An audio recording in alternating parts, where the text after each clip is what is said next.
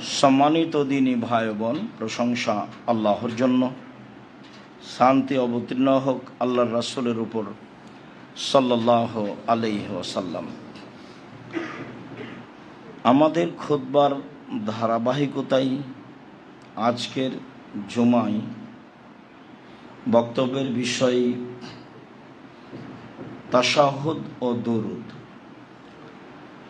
তাশাহুদ ও দরুদ পড়া এবং বৈঠকের পথ ও পদ্ধতি এ নিয়ে আমরা এক গুরুত্বপূর্ণ সংক্ষিপ্ত তথ্যবহল বিবরণের চেষ্টা করব ইনশাআল্লাহুল আজিজ। প্রয়োজনে আমাদের আরও জরুরি কথা থাকতে পারে।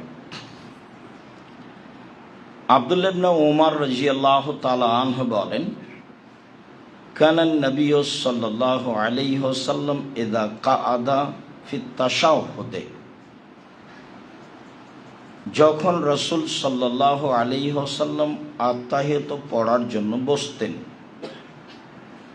যখন রাসূল সাল্লাল্লাহু আলাইহি সাল্লাম তাশাহুদ পড়ার জন্য বসতেন, ফাওয়াজা ইয়াদাহু আলা রুকবাতিহিল ইসরা, ফাওয়াজা ইয়াদাহুল ইসরা আলা রুকবাতিহিল ইসরা, তিনি তার বাম হাত বাম উরু হাঁটুর উপরে রাখতেন।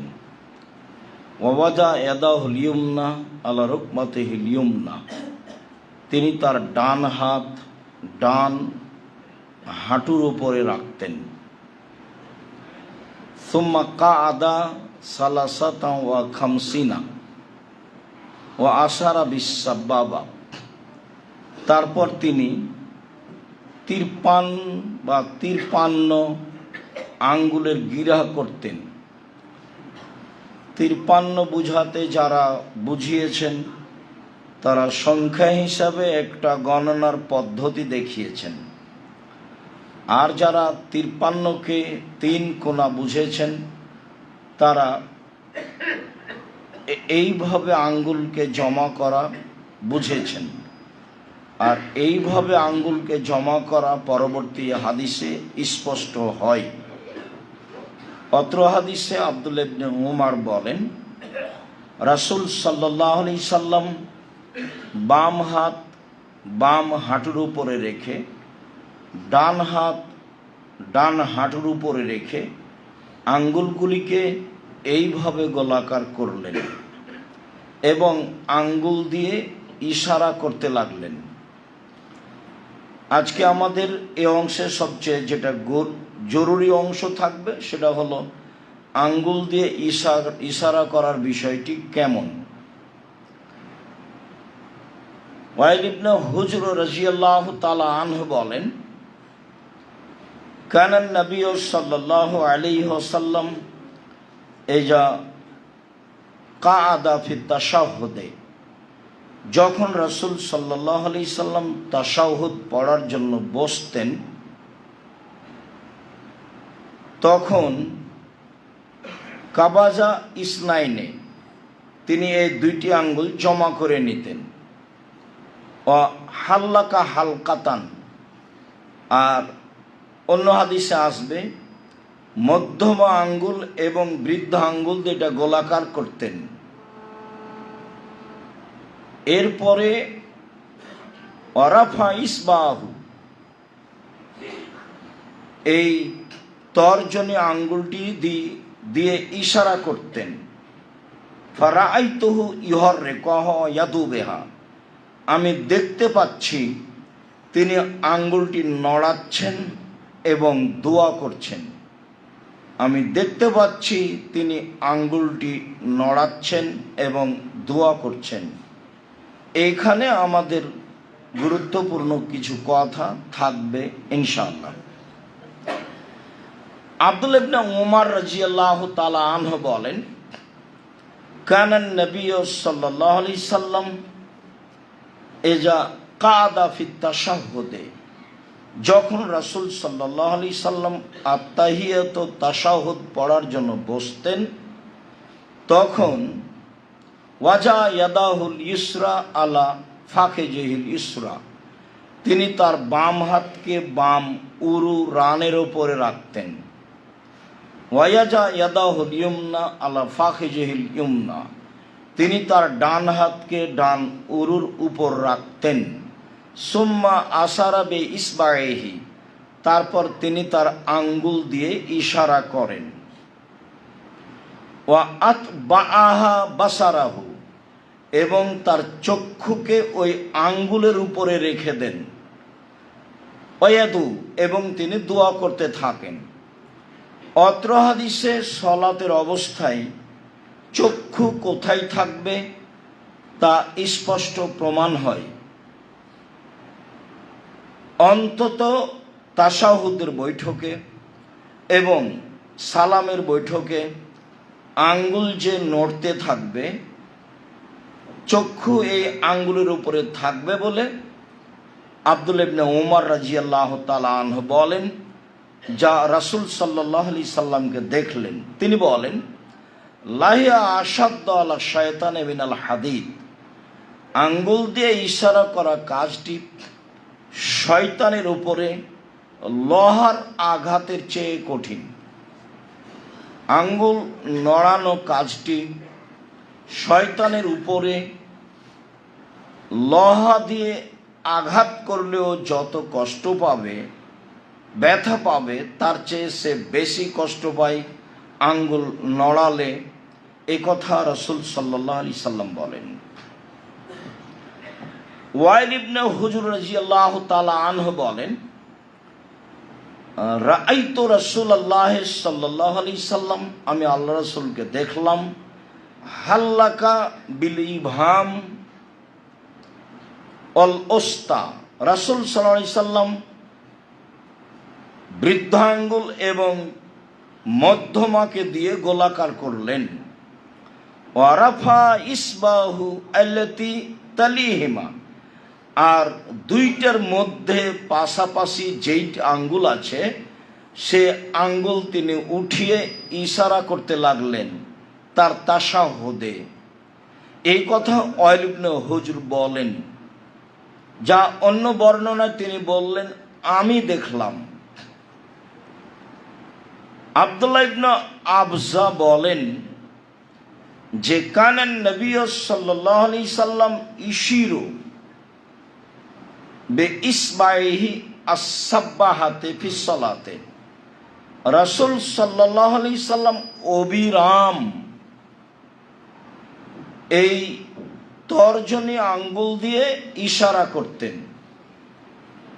অত্র হাদিসে অবিরামের কথা উল্লেখ রয়েছে। সব হাদিসগুলি লক্ষ্য করলে বোঝা যায় যে রাসূল সাল্লাল্লাহু আলাইহি সাল্লাম অবিরামী আঙ্গুল নড়াতেন। কেননা তা হচ্ছে শয়তানের উপর লোহার আঘাতের চেয়ে অনেক কঠিন। কেননা আঙ্গুল নড়ছে বলেই আঙ্গুলের উপরে দৃষ্টি রয়েছে, আঙ্গুল সেই দিকে, চক্ষু সেই দিকে লক্ষ্য করছে। সম্মানিত দিনী ভাই বোন, বলতে চাচ্ছিলাম যে ভারত, বাংলাদেশ, পাকিস্তানে, আমাদের দেশে আমরা যেভাবে সলাৎ শিখেছি বা আংশিকভাবে যেসব বই পুস্তক পড়েছি, তাতে আমরা অবগত আছি যে আত্তাহিয়াতুর বৈঠকে শুধু ইল্লাল্লাহ বলার সময় আঙ্গুল উঠাতে হবে। কিভাবে এটা হলো তা আমাদের অবগতির বাইরে। তবে কিছু আরবি বই পুস্তকে মাঝহাবি ভাইদের পক্ষ থেকে লেখা রয়েছে। নাসিরউদ্দিন আলবানী রাহিমাহুল্লাহ বলেন যে ইল্লাল্লাহর সময় একবার আঙ্গুল উঠাতে হবে মর্মে কোনো সহিহ হাদিস নেই, কোনো জয়ীফ হাদিস নেই, কোনো জাল ভুয়া হাদিসও নেই। পৃথিবীতে এ মর্মে মানুষের বানানো কোনো হাদিস নেই। অতএব শয়তানকে আঘাত করো তো চূড়ান্ত সিদ্ধান্ত এটাই যে আত্তাহিয়াতুর শুরু থেকে নিয়ে শেষ পর্যন্ত, আবার সালাম পর্যন্ত অবিরাম আঙ্গুল নড়তে থাকবে, এটাই সঠিক। যা আমরা সালাত শিক্ষা বইয়ে বিস্তারিত আপনাদের সামনে পেশ করেছি। তাতে আমরা দাবি রেখেছি নিজে পড়বেন, আত্মীয় স্বজন ভাই বোনকে পড়তে বলবেন এবং বিভিন্ন মসজিদে ভাই বোনকে বন্ধু বান্ধবকে উপঢৌকন দিবেন, রাখবেন বলে আশাবাদী। আমরা এতে আরও বলতে চেয়েছি যে রাসূল সাল্লাল্লাহু আলাইহি সাল্লামের সলাতের পদ্ধতি এটাই, বরং একবার আঙ্গুল উঠাতে হবে, এইটা সলাতের মধ্যে একটি বড় ধরনের ভুল পদ্ধতি, যা প্রমাণ করা কোনো প্রকারেই সম্ভব নয়। একটা বহু প্রথাগত ইবাদত আছে, তার একটা চলন্ত প্রথাগত ইবাদত, তা হচ্ছে ইল্লাল্লাহর সময় আঙ্গুল উঠানো। সম্মানিত দিনী ভাই বোন, আমাদের কাছে আরও স্পষ্ট হয়ে যাক যে তাশাহুদের বৈঠকে শুরু থেকে নিয়ে শেষ পর্যন্ত, সালামের বৈঠকে শুরু থেকে নিয়ে শেষ পর্যন্ত আঙ্গুলটি অবিরাম নড়তে থাকবে, চক্ষু দৃষ্টি আঙ্গুলের উপরে থাকবে এবং এ দিয়ে শয়তানকে লোহার চেয়ে কঠিনভাবে আঘাত করা হবে। আশা যে আমরা বিষয়টি খুব ভালোভাবেই বুঝেছি এবং যারা আমাদের সাথে অনলাইনে রয়েছেন সময়ের গতিতে আমাদের ধারাবাহিক সলাতের বক্তব্য অবগত হবেন, তারাও জানতে পারবেন বলে আমরা আশাবাদী। সাথে সাথে বিষয়টি আরও দিনী ভাই বোনকে অবগত করাবেন বলে আমরা আশাবাদী। সম্মানিত দিনী ভাই বোন, আব্দুল্লাহ ইবনে উমর রাদিয়াল্লাহু তাআলা আনহু বলেন, রাসূল সাল্লাল্লাহু আলাইহি সাল্লাম বললেন, শোনো, এজা জালাসা আহাদুকুম, যখন তোমাদের কোনো ব্যক্তি তাশাহুদের বৈঠকে বসবে, ফালিয়াকুল, সেজন্য বলে, আত্তাহিয়াতু লিল্লাহি ওয়াসসালাওয়াতু ওয়াত-তাইয়্যিবাতু। শারীরিক ইবাদত, আর্থিক ইবাদত, মৌখিক ইবাদত একমাত্র আল্লাহর জন্য। ইবাদত করতে অর্থ লাগে এমন ইবাদত দুনিয়াতে আছে যা আপনারা বুঝেন, হজ উমরা। শারীরিক চেষ্টা প্রচেষ্টা লাগে ইবাদত আছে, তা হচ্ছে সলাত।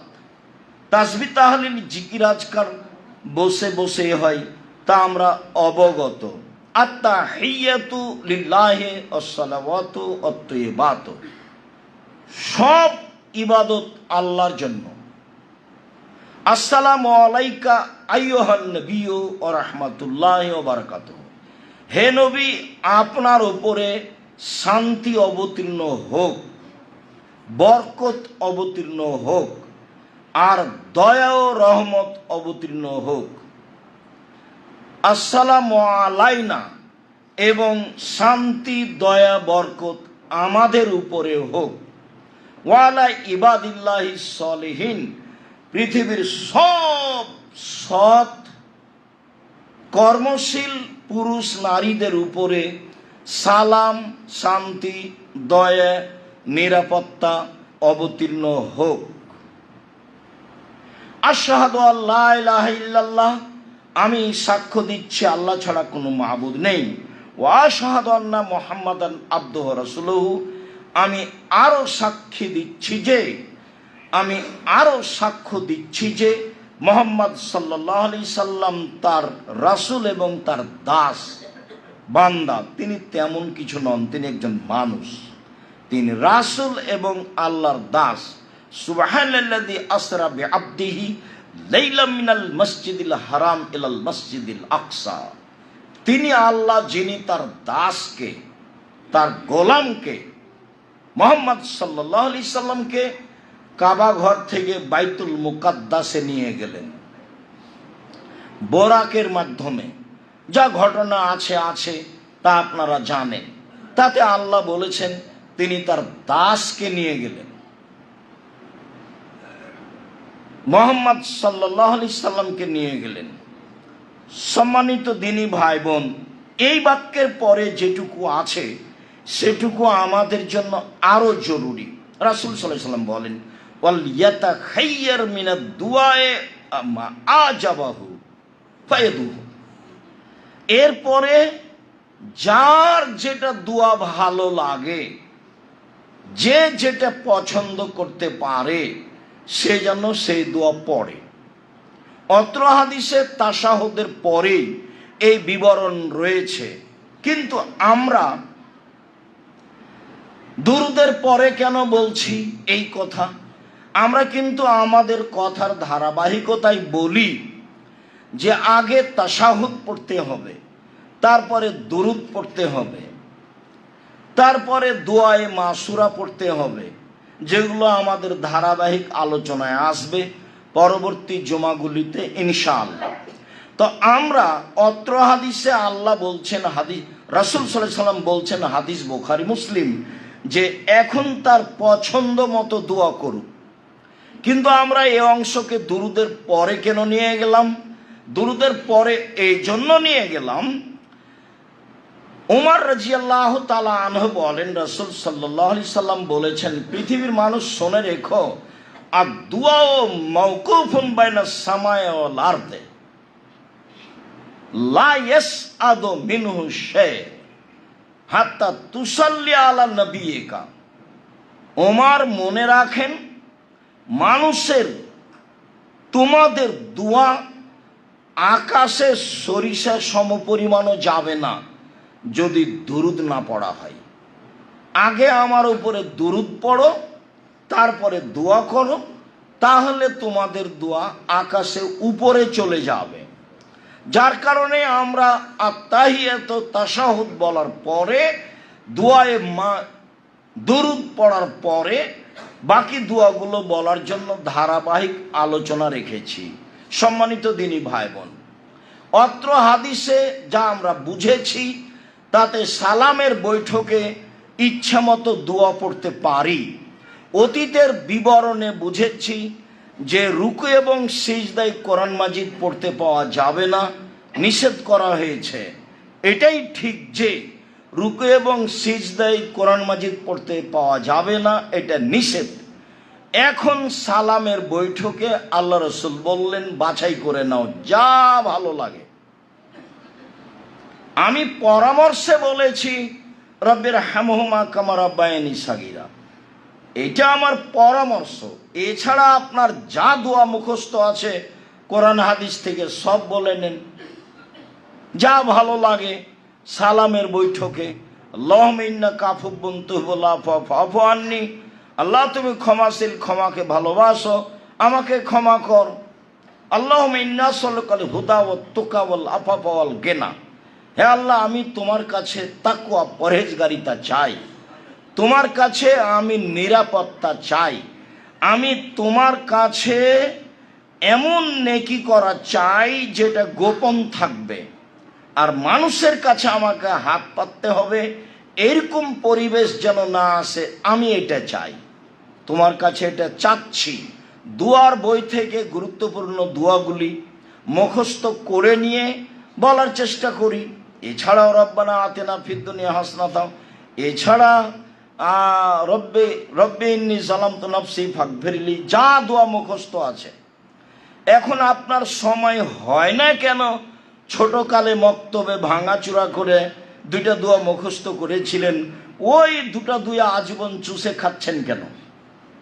সবই কাজ চলে, জমি জায়গা দেখা চলে, দলিল আদিল্লা দেখা চলে, বাড়িঘর করা চলে, মেয়ে কেস মামলা করা চলে, একটু দোয়াটা দেখা চলে না?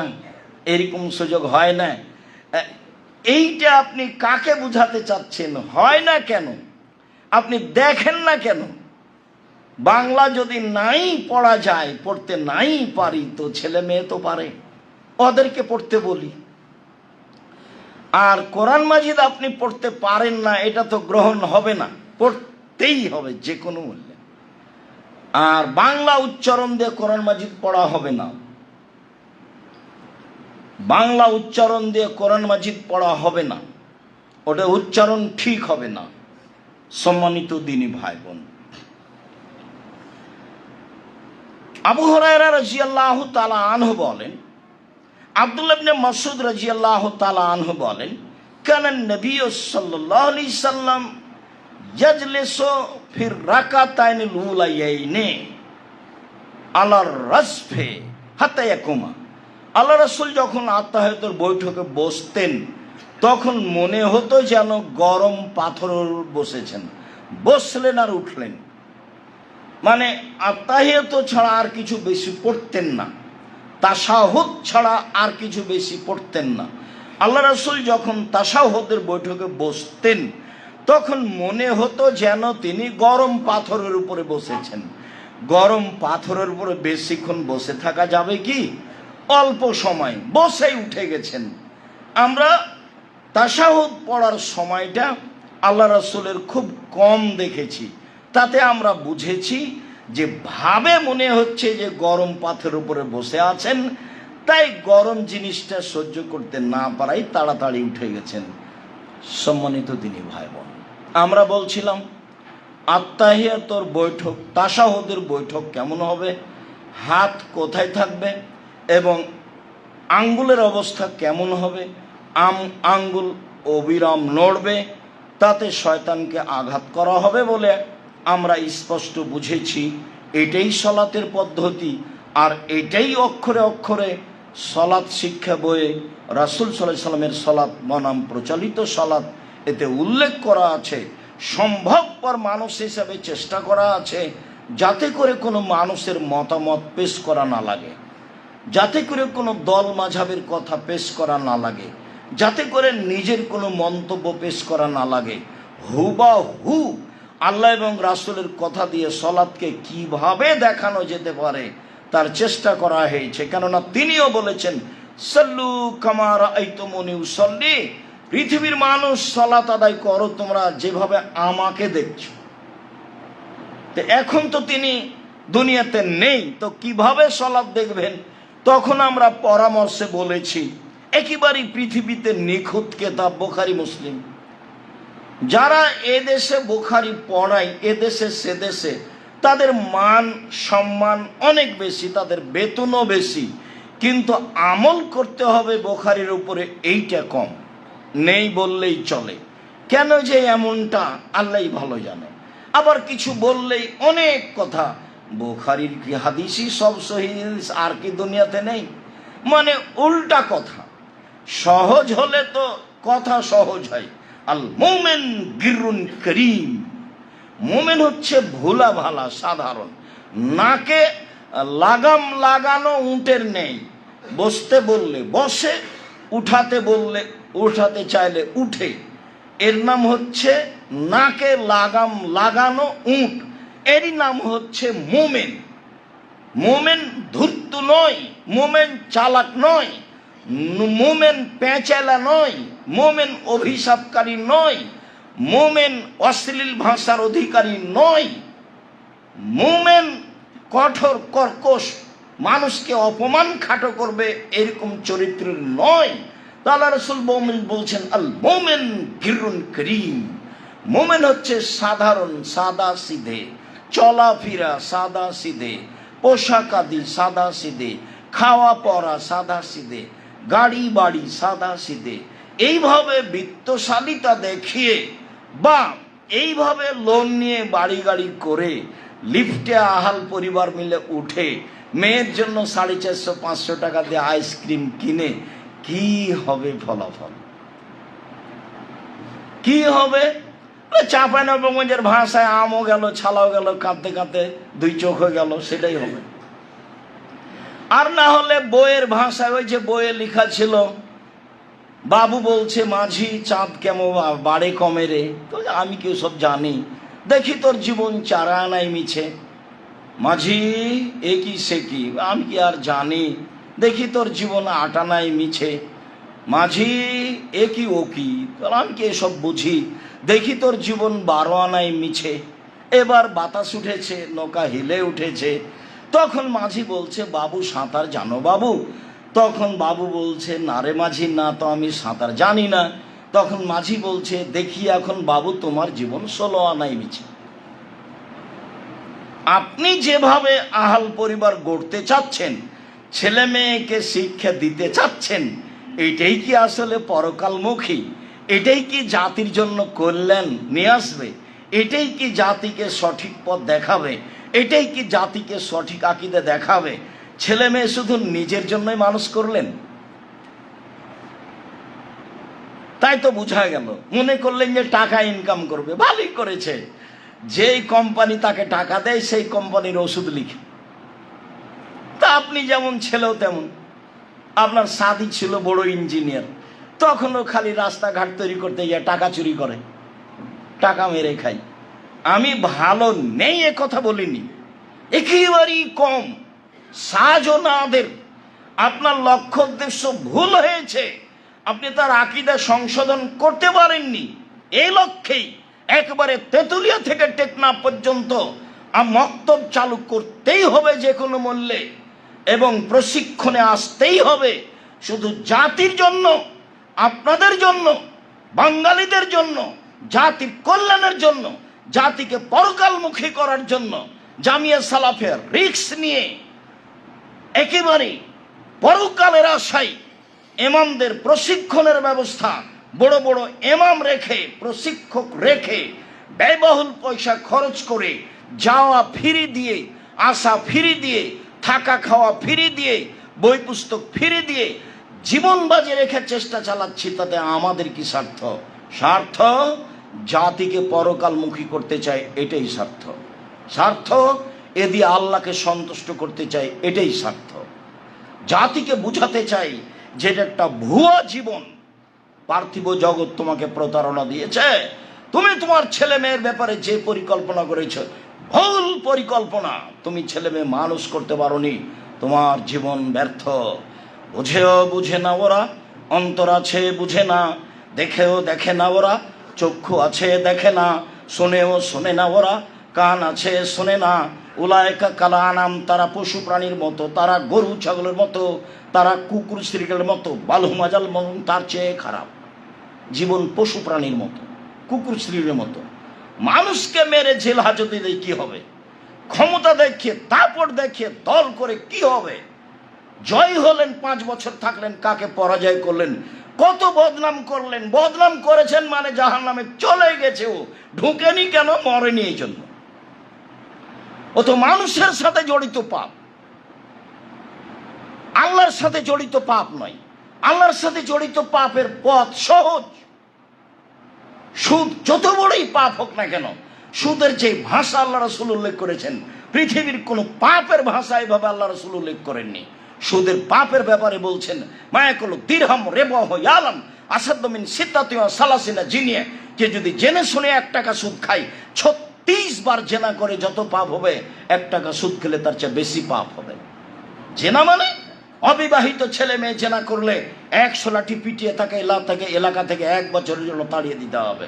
জেনা মানে বিবাহিত ছেলে মেয়ে জেনা করলে তাকে ইট ঢেল পাথর দিয়ে মেরে মেরে মেরে ফেলতে হবে। তার পৃথিবীতে বেঁচে থাকার কোনো সুযোগই নাই।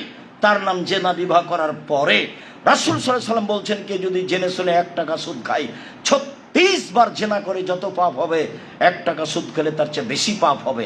রাসূল সাল্লাল্লাহু আলাইহি ওয়াসাল্লাম বলেন, না রেবা সাবুনা জুজান আইসা রাহুনকার রাজুল উম্মাহু, সুদের পাপের 70টি ভাগ রয়েছে। ছোট ভাগ হলো মায়ের সাথে জেনা করলে যেমন পাপ হয়। সুদের পাপের 70টি ভাগ রয়েছে, ছোট থেকে বড়, বড় থেকে ছোট। সবচেয়ে ছোট পাপ হলো মায়ের সাথে জেনা করলে যেমন পাপ হয়। সুদের পাপের ব্যাপারে আল্লাহ রাসূল বলছেন, যে যে সুদ খাবে তাকে নিঃস্ব হতে হবে। আর আল্লাহ বলছেন, যে সুদ খাবে তার টাকা কমে যাবে। উভয় দিকে লক্ষ্য করে আমি বলেছি যে যারা সুদ খাচ্ছে তাকে একদিন ভিক্ষুক হতেই হবে, কোনো পথ নেই। ওতে টাকার উপরে জুলুম করা হয়, ওতে টাকার উপরে জুলুম করা হয়। টাকা যেই জন্য সৃষ্টি হয়েছে, আল্লাহ করেছেন, সেই জন্য তাকে ব্যবহার করা হয়নি। ও বিনিময়ে ব্যবহার হওয়ার জন্য তার জন্ম। টাকা মুদ্রার জন্ম হচ্ছে বিনিময় ব্যবহারের জন্য। যখন মানুষ বিনিময়ে ব্যবহার না করে তাকে নিয়েছে, তাকে দিয়েই তা বেশি নিয়ে এসে তখন তার উপরে জুলুম করে, ছেড়ে টিকবে না। সম্মানিত দিনী ভাই বোন, বলছিলাম এইভাবে সমাজ পরিচালনায় মানুষের বদনাম করে ইহকালও গেল, পরকালও গেল, কোনোটাই টিকলো না। জেনা তো মহাপাপ, শুদ্ধ মহাপাপ। ক্ষমা চাইলে ক্ষমা হবে ইনশাল্লাহ। কেন? তার সাথে জড়িত পাপ। মানুষের বদনাম করে, বিরোধিতা করে ক্ষমা চান দেখি? কিয়ামত পর্যন্ত কোনো একদিন ক্ষমা হয়ে গেলে আল্লাহ হবেন জালেম। আর আল্লাহ বলেছেন, জুলুম আমার উপরে হারাম করেছে, আমি এমন কাজ করি না। যার অন্যায় করেছে, যার বদনাম করেছে, সেখানে ক্ষমা নেওয়া। সম্মানিত দিনী ভাই বোন, বলছিলাম আমাদের দেশে ভুল পদ্ধতিতে জীবন চলছে। আপনারা আমার কেন কোরআন মাজিদ পড়ি না, কেন দোয়াগুলো শিখে না, শেখা উচিত।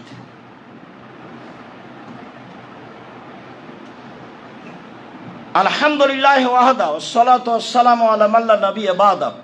আল্লাহ তাআলা বলেন, ইয়া আইয়ুহাল্লাযীনা আমানু সাল্লু আলাইহি ওয়া সাল্লিমু তাসলিমা। হে পৃথিবীর মানুষ, ঈমানদার পুরুষ নারী, তোমরা মুহাম্মদ সাল্লাল্লাহু আলাইহি সাল্লামের উপরে দরুদ পড়ো, তাকে সালাম দাও, দরুদ পড়ো। আল্লাহ তাআলা বলেন, ইন্নাল্লাহা ওয়া মালাইকাতুহু ইউসাল্লুনা আলান নবী। নিশ্চয় আল্লাহ এবং ফেরেশতা নবীর উপরে দরুদ পড়েন। তা আল্লাহ যখন নবীর উপরে দরুদ পড়েন মানে নবীর উপরে দয়া করেন। ফেরেশতাই যখন নবীর উপরে দরুদ পড়েন মানে নবীর জন্য ক্ষমা চান। তা আল্লাহ যে কাজে ব্যস্ত, ফেরেশতাগণ যে কাজে ব্যস্ত, সে কাজে আমরা করি না কেন? সেটা হলো দরুদ। আব্দুল্লাহ ইবনে উমর রাদিয়াল্লাহু তাআলা আনহু বলেন, রাসূল সাল্লাল্লাহু আলাইহি সাল্লাম বলেছেন, আওলান নাসে বি ইয়াউমাল কিয়ামা আকসারুহুম আলাইয়া সালাহ। বিচারের মাঠে সবচেয়ে ভালো মানুষ হবে সেই যে আমার উপরে দরুদ পড়ে।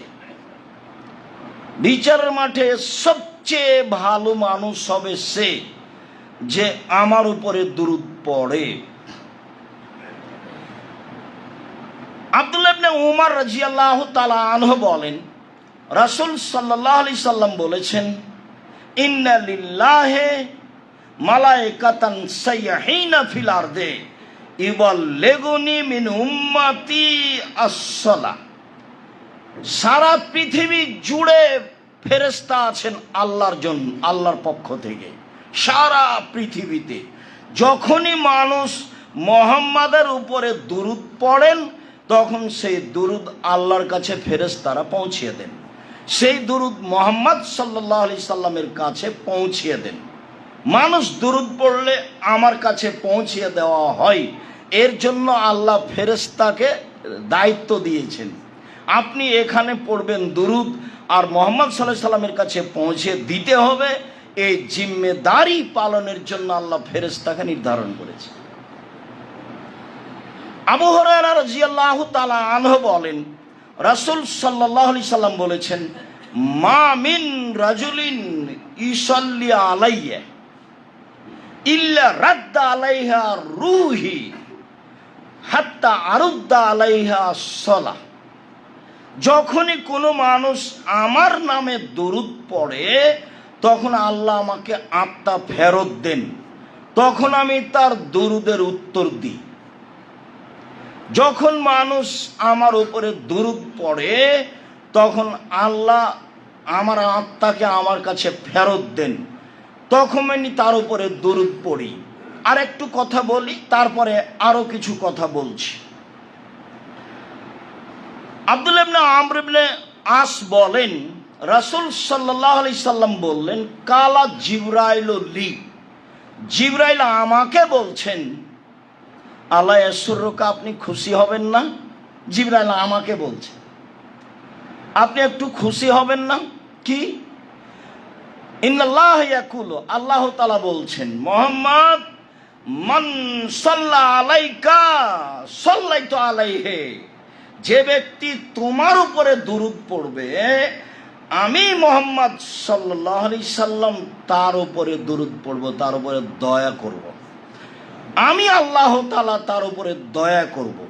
তারপরে বলছেন, আল্লাহ তাআলা বলেন, মান সাল্লামা আলাইকা, মুহাম্মদ সাল্লাল্লাহু আলাইহি সাল্লাম যে আপনাকে সালাম দিবে আমি তাকে সালাম দিব, আল্লাহ তাকে সালাম দিবেন।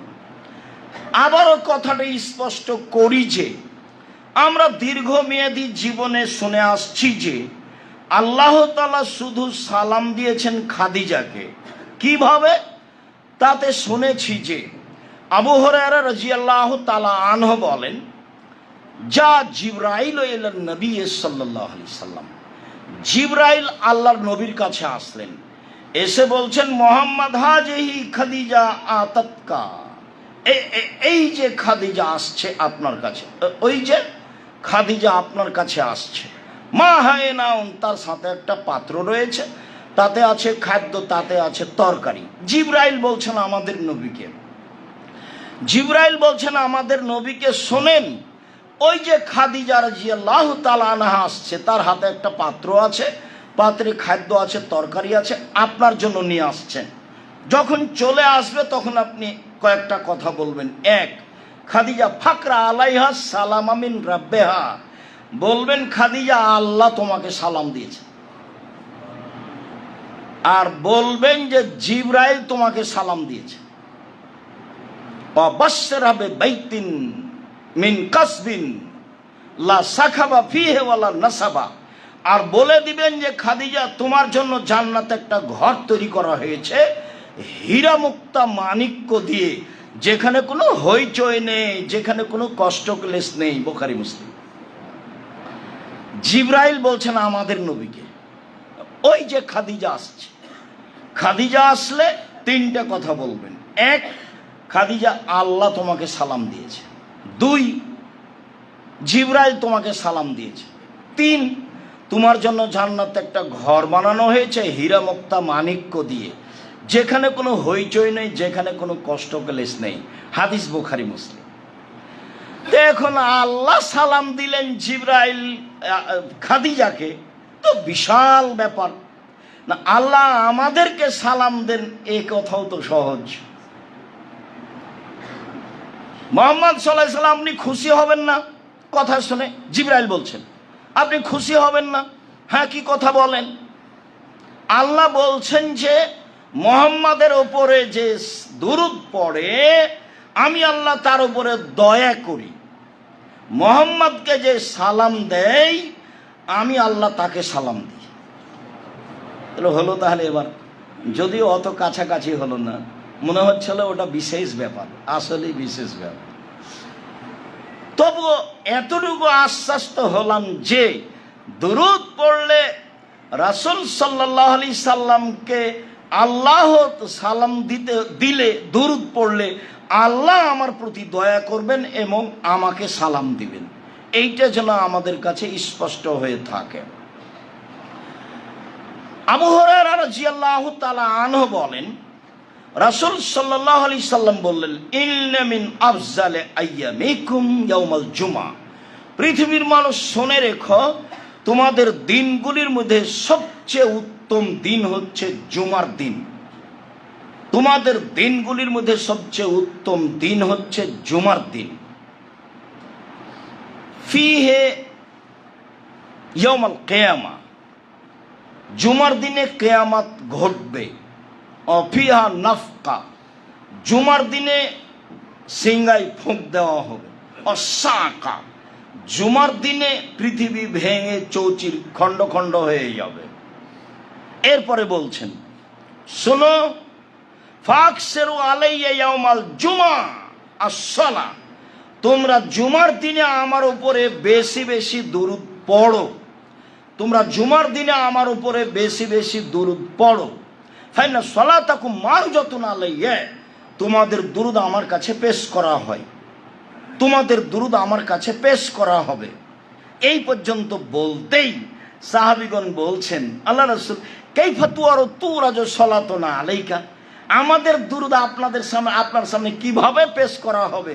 ওকাদ আমলাই, তা আপনি তো মাটিতে মিশিয়ে যাবেন, হাড় হাড্ডি কোথায় মাটিতে গলে যাবে, আর আপনাকে আমাদের দুরূদ পেশ করা হবে মানে? তখন আল্লাহ রাসূল বলছেন, শোনো, ইন্নাল্লাহ হাররামা আলাল আরজে আন তাকুল আসাদাল আম্বিয়া, নিশ্চয় আল্লাহ তাআলা মাটির ওপরে হারাম করেছেন যে নবীদের লাশকে খেয়ে ফেলবে। তাহলে নবীদের লাশ একবারে হুবাহু তাই আছে, আদম থেকে নিয়ে কিয়ামত পর্যন্ত কিভাবে আছে, যেভাবে রেখেছেন সেভাবে আছে, কিভাবে থাকে, যেভাবে রাখেন সেভাবে থাকে, কিভাবে থাকবে, যেভাবে রাখেন সেভাবে থাকবে। দাজ্জালকে তো বাঁধা অবস্থা দেখলেন তামিমদারি, তো এই শতাব্দীতে মানুষ দাজ্জালকে খুঁজে পায় না, কোথায় আছে? তো সেটা তো আল্লাহর জিম্মেদারি, সেই জিম্মেদারি আল্লাহর।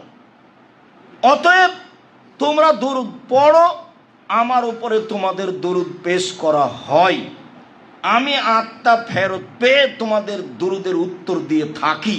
তা অবশ্যই আত্মার জগতে অবশ্যই যেন মনে না করা হয় যে নবী হায়াত, নবী বেঁচে আছেন। এ আকীদা ভ্রান্ত, এ আকীদা নষ্ট, এ আকীদা পরকাল হারাবে। আল্লাহ বলছেন ইন্নাকা মাইয়িতুন ওয়া হুম মাইয়িতুনা, আপনার মরণ হবে, আপনি মরণশীল, সকল মানুষের মরণ হবে। আয়েশা রাদিয়াল্লাহু তাআলা আনহার চোখের সামনে আল্লাহর নবী দুনিয়া থেকে বিদায় নিয়েছেন, তার কাফন দাফন হয়েছে, বিচারের মাঠে তাকে উঠতে হবে, সবকিছুই তার হবে। তিনি একজন মানুষ, তিনি হায়াতুন নবী, এটা নেহাত অন্যায় কথা, এটা আকীদা ভ্রষ্ট ভ্রান্ত আকীদার কথা। আর বৈঠকে নবী উপস্থিত হয়ে গেছেন, তাই দাঁড়িয়ে যেতে হবে, এটা একটা ভ্রান্ত আকীদা। নবী কেন এখানে আসবেন?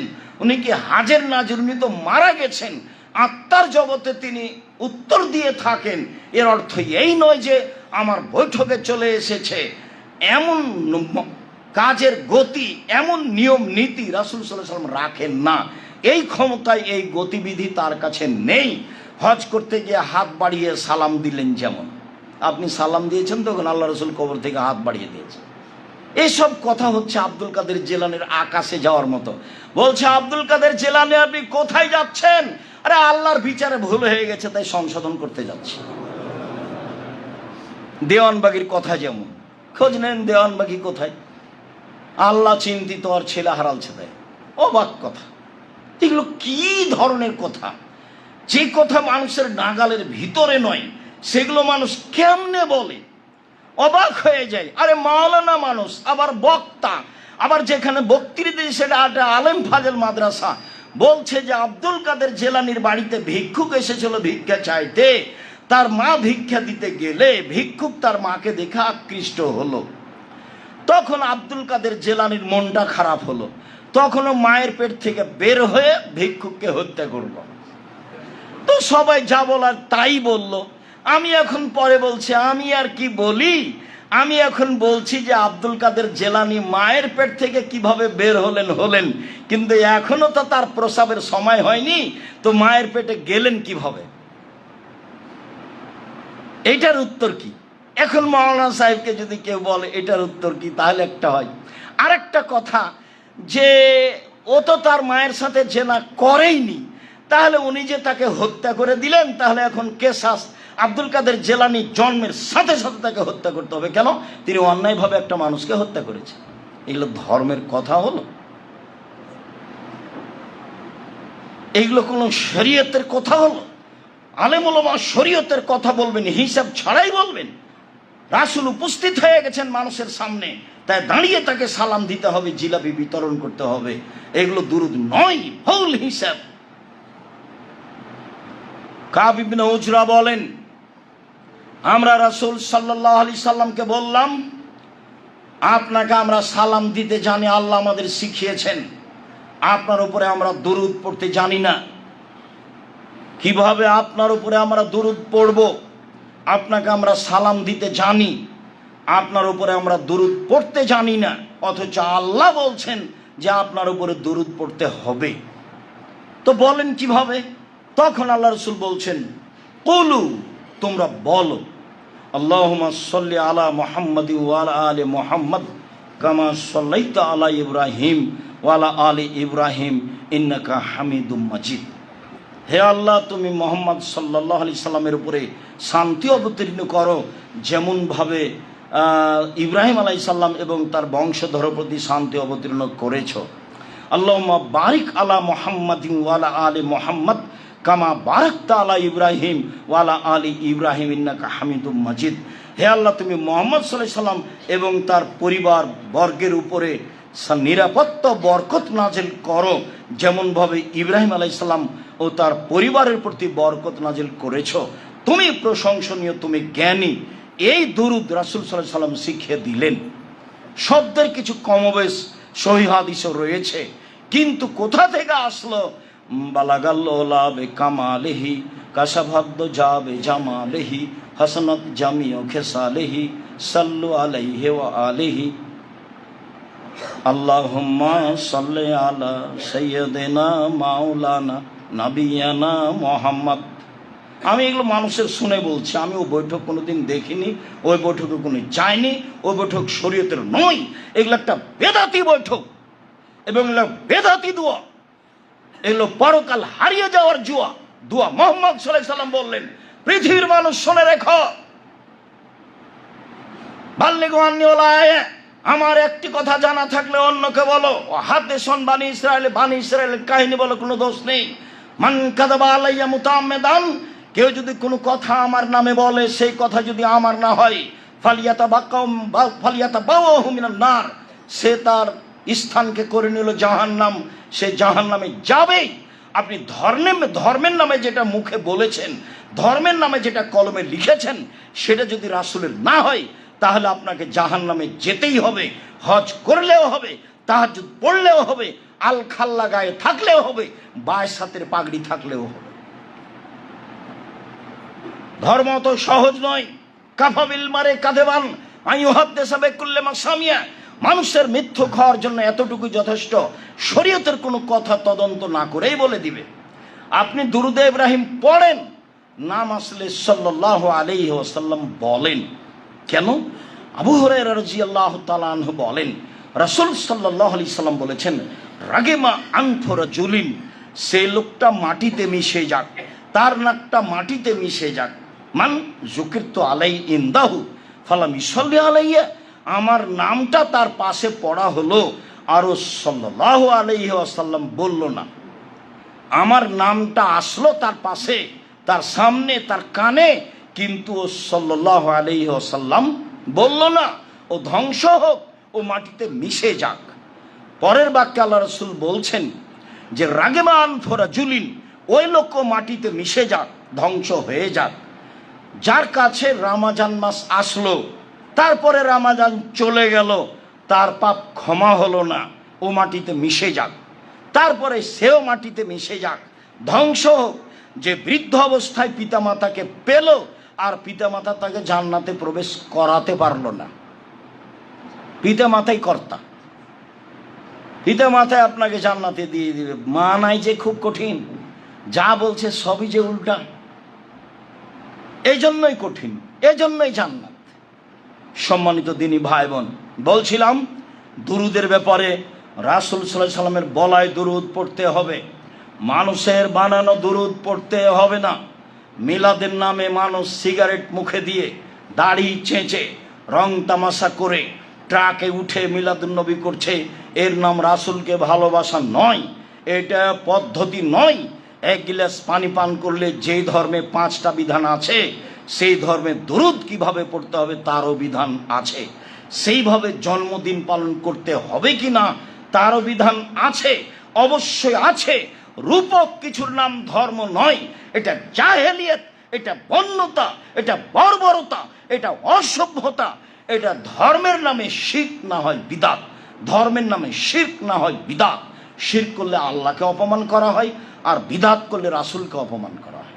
বাপ মরেছে, 4 দিনের দিন গরু জবাই করতে হবে, লোকে বলছে তোরা বড় কৃপণ, তোরা চাকরি বাকরি করিস, চাচা চাচি বলছে, নানা নানি বলছে, মানুষকে খাওয়ালি না।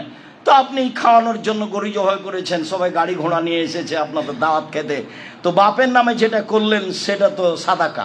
সাদকা হলো মানুষের ময়লা, তো যে এসে সাদকা খাচ্ছে ও তো বিত্তশালী মানুষ, এটা খাবে কি করে? এটা তো মানুষের ময়লা, ওটা কেউ না থাকলে এটা ড্রেনে ফেলে দিতে হবে, কুকুরে খাবে, ওটা তো মানুষের ময়লা।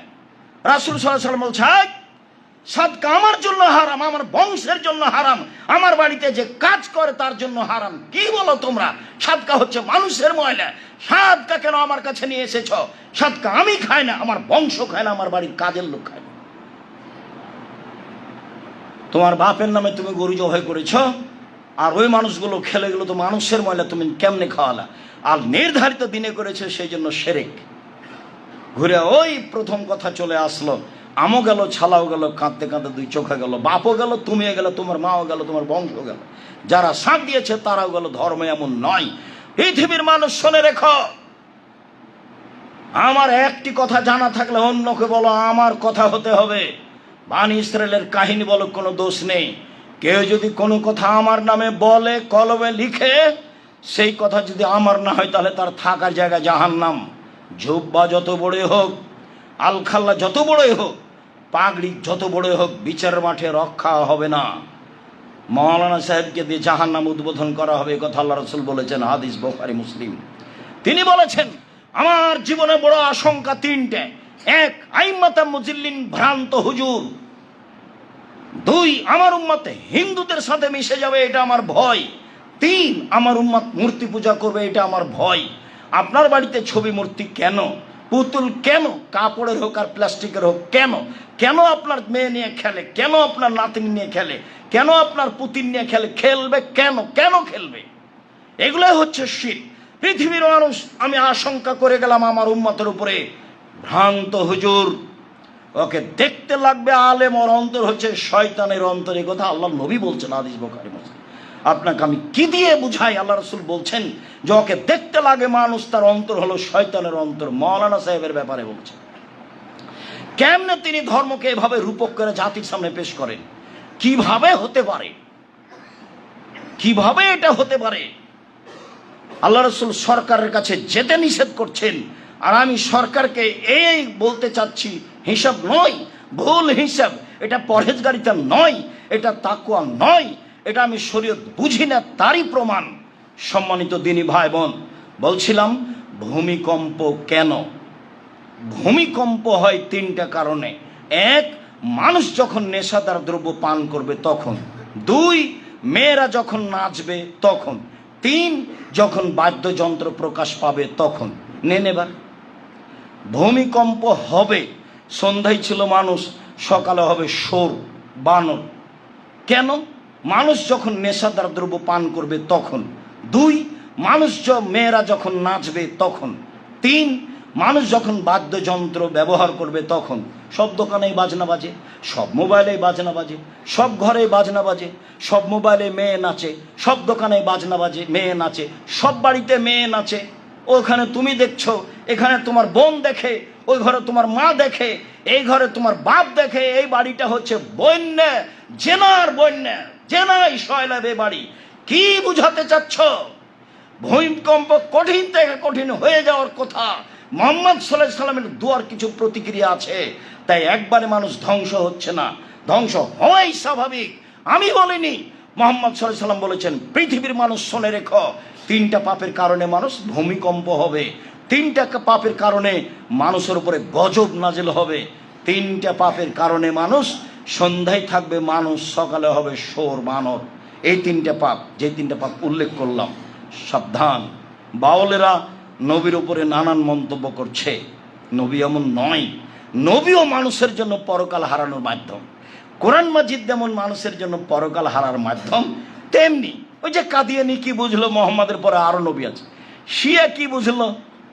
বলছে জিবরাইল আসতে ভুল করেছে, আসতে হতো আলীর কাছে, এসেছে মোহাম্মদ সাল্লাল্লাহু আলাইহি ওয়াসাল্লামের কাছে। বাউল কিভাবে ধর্ম মানলো? কি এটা কিভাবে ধর্ম হলো? বাউলের কথার কি দাম আছে? সঠিক আকীদার লোক হতে হবে, আপনার ছেলে মেয়েকে মানুষ করতে হবে। এই জন্য কি যে আপনি ভুল বুঝলেন, আপনার ছেলে মেয়েদের টাকা ইনকাম করতে হবে, আপনি বুঝলেন এটা? শোনেন, আপনার ছেলের ভাগ্যে কতটি টাকা লেখা আছে পৃথিবী সৃষ্টির 50,000 বছর আগে, কয় টাকা ইনকাম করবে লেখা আছে। স্বামী স্ত্রী মিলে জীবন বাজি রেখে চেষ্টা করেন যদি, আর 8টা 10টা করে যদি শিক্ষক রাখেন, তবু তার নামে যেটা রুজি আছে সেটাই হবে। আপনি দেখতে পান না, কত বড় বড় ব্যবসায়ী কোম্পানির মালিক হলো ভোদাই, অক্ষরই চেনে না, তার অধীনে কত মাস্টার ডিগ্রি মানুষ আছে, এটা তো আপনার চোখের সামনে। একেবারেই ভোদাই মালিক যে সে, আরে ও 2 আর 2 কি হয় সেটাই বুঝে না, অথচ তার টাকার অভাব নাই। কত মানুষ তার অধীনে মাস্টার ডিগ্রি পাস মানুষ কাজ করছে, ওকে দিন রাত সার বলছে। এটা কিয়ামতের লক্ষণ। ভুল বুঝলেন, ছেলে মেয়ে মানুষ করলেন না জাতির কল্যাণের জন্য, মানুষকে শিরক মুক্ত করার জন্য, বিদআত মুক্ত করার জন্য। সম্মানিত দিনী ভাই বোন, অবশ্যই আঙ্গুল উঠানোর ব্যাপারে সতর্ক থাকবো, অবশ্যই দুরুদ পড়ার ব্যাপারে সতর্ক থাকবো, অবশ্যই বেশি বেশি দুরুদ পড়ব। বেদাতীদের বিরোধিতা করতে গিয়ে দুরুদই ছেড়ে দিলাম এমনটা হয় না যেন। নামাজের পরে হাত তুলে দোয়া বেদাত, এই কথাটা বলতে গিয়ে হাত তুলে দোয়াই ছেড়ে দিলাম এমনটা হয় না যেন। জিকির করতে করতে বাঁশের উপরে উঠে গেছে লাফ দিয়ে। তো এই জিকির আর জিকির নাকি, ওর বিরোধিতা করতে গিয়ে জিকিরই ছেড়ে দিলেন এমনটা হয় না যেন। জিকির করতে হবে এ কথাই ঠিক চুপে চুপে, দুরূদ পড়তে হবে এ কথাই ঠিক চুপে চুপে, স্বাভাবিকভাবে রাসূলেরটা। হাত তুলে দোয়া করতে হবে এ কথাই ঠিক নিজের মতো, যখন আপনাকে ভালো লাগে। শুকরিয়া। সাথে সাথে শেষ কথাটা বলি, আমরা বিভিন্ন দিনে বিভিন্ন জুমায় বিভিন্ন জায়গাতে গেলে জামিয়া সালাফের অনেক সুবিধা হয়। জামিয়া সালাফের কথাটা আমি একাই বলে থাকি। জামিয়া সালাফিয়া আপনি দোয়াতে আছেন আর আমি জিম্মেদারি পালন করছি এককভাবে। আমরা এই দাওয়া সেন্টার দিয়ে জামিয়া সালাফের অনেক উপকার আশা করেছি। আপনি সে আশাকে পূর্ণ করার চেষ্টা করবেন মানুষ হিসাবে যতটুকু সহজ হয়। তাতে দুইটা দিক আমি দাবি জানিয়েছি, দোয়াতে অংশ রাখবেন জামিয়া সালাফের। আর দ্বিতীয় হলো এই যে খালি টাকায় আসবেন না, ভুলে আসলে আবার ফিরে যাবেন, কম হোক আর বেশি হোক, এ দিয়ে অনেক সুবিধা ভোগ করবে জামিয়া সালাফিয়া। আর সম্মেলনের কুপন আছে নিচে তলায়, যাওয়ার সময় সংগ্রহ করবেন। বই পুস্তক আল ইতিসাম, সব কিছু মানুষের কল্যাণের জন্য। আল্লাহ আমাদের যারা মারা গেছে তুমি তাদের কবরের শাস্তি মাফ করো, আমরা যারা অসুস্থ তুমি তাদের আরোগ্য দান করো।